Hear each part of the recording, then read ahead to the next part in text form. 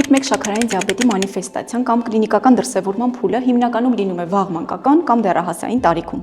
Բուժման միակ եւ անփոխարինելի մեթոդը ախտորոշման պահից սկսած մինչ կյանքի վերջ համարվում է ինսուլինոթերապիան։ Բուժման այլ մեթոդներ պետք չէ փնտրել։ Իսկ օրինակ բուսաբուժությունը, հոմեոպաթիան, անհայտ անձանց կողմից առաջարկվող անհայտ ծագման կախարդական միջոցները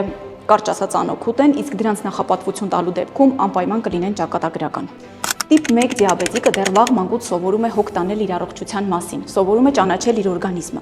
Ինչ որ պահից սկսած գերազանց լսում է իր օրգանիզմից հնչող ազդակները եւ երբեմն շատ ավելի արագ եւ շատ ավելի էֆեկտիվ է իրականացնում ինսուլինոթերապիայի անհրաժեշտ կորեկցիան, քան իրեն հսկող էնդոկրինոլոգը։ Թեև սա չի նշանակում, որ տարեկան գոնե 1-2 անգամ տիպ 1 դիաբետիկը չպետք է անցնի իր հիմնական հետազոտման պլանը եւ արդյունքները քննարկի իրեն հսկող էնդոկրինոլոգի հետ։ Քանի որ դեռ վաղ մանկուց տիպ 1 դիաբետիկը սովորում է ճանաչել իր օրգանիզմը, չափել, կատարել հաշվարկ, կայացնել որոշում, պլանավորել հետագա քայլեր, սա որոշակիորեն հիվանդությունից դուրս ձևավորում է բնավորություն, եւ որպես կանոն տիպ 1 դիաբետիկները մեծանում են որպես ամուր կամքի ուժ ունեցող, հաջողության ձգտող եւ հասնող, կյանքը հաջողած անձնավորություններ։